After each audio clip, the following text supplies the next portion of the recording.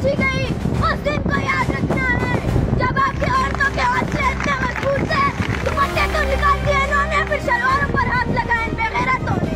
বেলুচিস্তান একটি জনপদ যেখানে পাহাড়ের মতো উচ্চ আকাঙ্ক্ষা আছে, মরুভূমির মতো কঠিন বাস্তবতা আর সমুদ্রের মতো উথাল পাথাল স্বাধীনতার আকাঙ্ক্ষা। এই জনপদে আজও চলছে আগুনে পোড়া ইতিহাসের পুনরাবৃত্তি। এই জনপদের নারীরা শুধু মা বোন নয়, তারা নেতৃত্ব দেয়, আর তাদের কণ্ঠকে স্তব্ধ করতে পাকিস্তানি বাহিনী এখন হাত বাড়িয়েছে গলার ভিতর পর্যন্ত। ডাক্তার মাহরাং বালুচ এই নাম আজ এক প্রতিরোধ, এক সংগ্রাম, এক বিস্ফোরণ।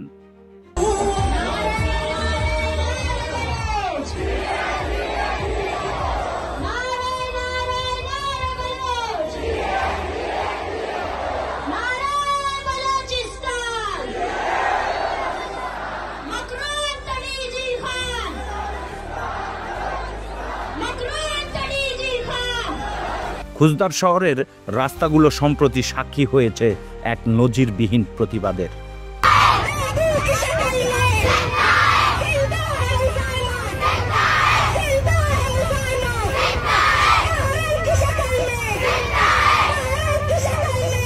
রাশিদা জেহরি এবং তার স্বামী রহিম জেহরিকে জোরপূর্বক গুম করে ফেলার প্রতিবাদে হাজার হাজার মানুষ রাস্তায় নামে। রাজনৈতিক, সামাজিক এবং ছাত্র সংগঠনের অসংখ্য মানুষ মিলিত হয় এই অন্যায়ের বিরুদ্ধে। গলা মিলায় একটাই কণ্ঠে, গুম আর নয়, রক্তে লেখা স্বাধীনতা চাই।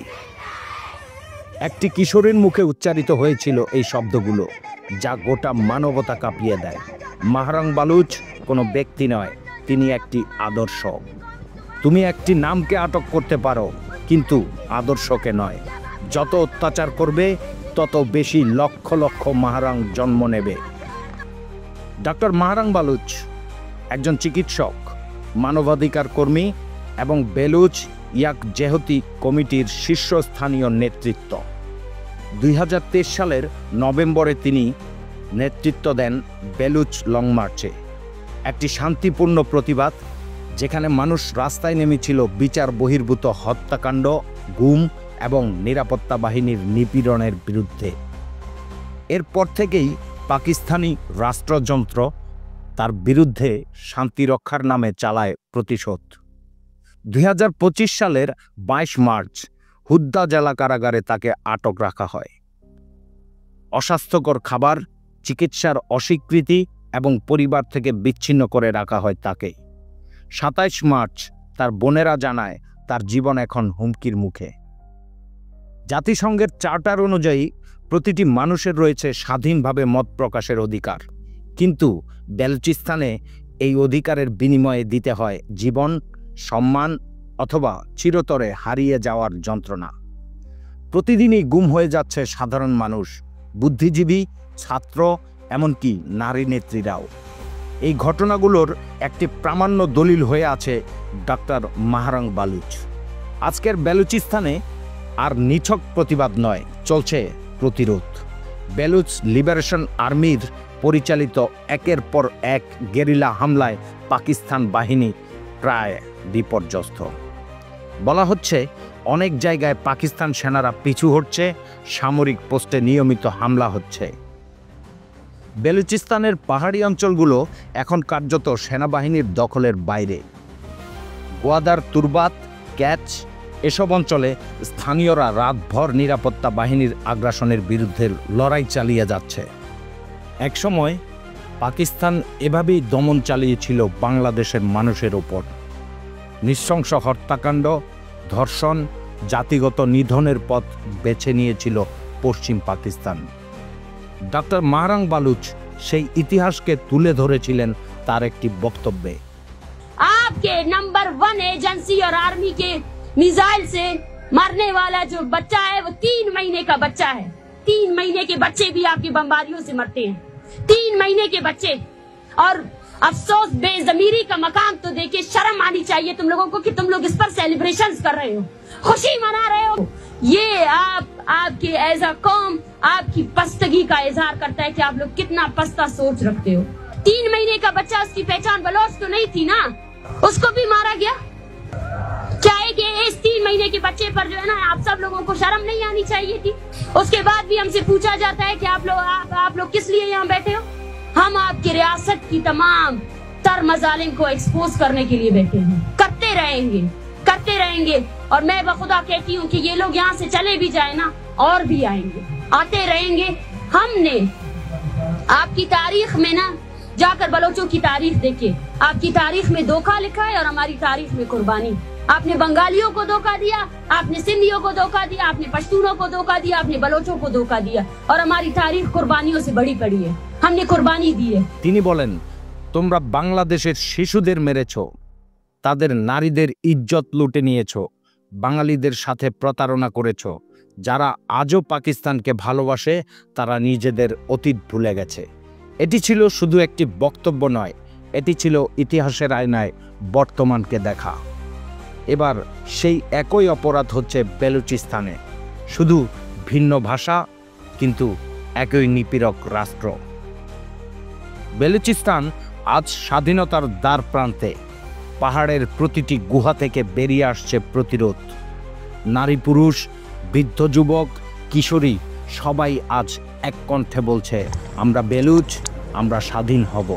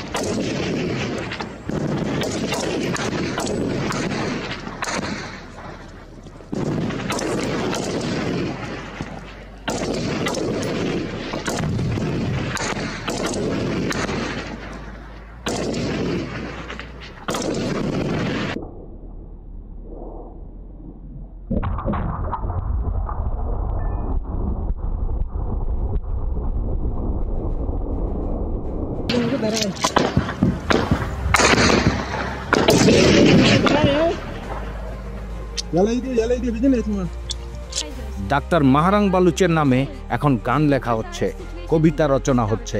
একটি আদর্শ আজ হাজারো মনে জন্ম নিচ্ছে। তাকে বন্দি করা গেলেও তার স্বপ্ন কখনোই আটকে রাখা যাবে না। তার চোখে আগুন, ঠোঁটে নির্ভীকতা। সে বলে, আমরা আমাদের ভূমির জন্য লড়ব শেষ নিঃশ্বাস পর্যন্ত। বেলুচিস্তান আজ কেবল একটি অঞ্চলের নাম নয়, এটি একটি সংগ্রামের প্রতীক, একটি মানবিক প্রশ্ন। মানুষ কি কখনো মুক্ত হবে এই রাষ্ট্রের সীমানা আর সৈনিকের বুটের নিচ থেকে? এই প্রশ্নের উত্তর দেবে সময়, কিন্তু ইতিহাস মনে রাখবে ডাক্তার মাহারাং বালুচের মতো সাহসী নারীরাই সেই উত্তর লিখে গেছেন রক্ত দিয়ে। মানবতা ও স্বাধীনতার পক্ষে কথা বলুন, বেলুচিস্তানের মানুষের জন্য আওয়াজ তুলুন। ভিডিওটি ভালো লাগলে অবশ্যই শেয়ার করবেন। চ্যানেলে নতুন হলে সাবস্ক্রাইব করার অনুরোধ রইল। The media is bombarded us about questions that why people are being killed in Balochistan. And we are not spared even in this international platform. On May 24, even on Norwegian soil in Oslo at a Pan-Norway event, I was confronted with the same questions. The state is backing a huge social media campaign against me, with my pictures being shared online. In one picture, a glass filled with juice is seen, and it is being propagated as wine. Another picture of my watch is being shared, claiming it cost $41,000. Here in this house, agents of Pakistani intelligence agency have been sitting and filming me. I informed the organizers and the police. They are actively following these people, and they have been identified. But Norway, being an ally of Pakistan and an advocate of human rights, has a responsibility to not only speak about human rights abuses in Pakistan, but also to wake up to how openly people backed by the Pakistani embassy in Oslo are roaming here, filming and taking my pictures. They are a threat to Norwegian democracy and sovereignty. No matter how much the state of Pakistan harass me, propagates propaganda against me, and undermines my peaceful struggle. I will preserve. The more they will suppress me, the more I will resist. And I will continue my struggle until the last missing person is released, until all of my people back in Balochistan know they are all of the human rights. We want to live. We don't want to survive. And it may be difficult, and it's difficult for me also, because my family is very afraid when I return back to Pakistan. What they can do? Yes, they can do anything. They can kill me even there in Norway, as they have done to many of the descendants Baloch, human rights activists in exile. But they cannot silence this. I know, as well as there is a history of suppression, there is a history of resistance also. My place will be taken by my people who are enduring this pain. And I know that we have to believe in the human struggle, in the evolution of humanity. There is suppression, but there are so many good people, and we will resist every form of suppression. Thank you for listening to me. Thank you very much. Thank you.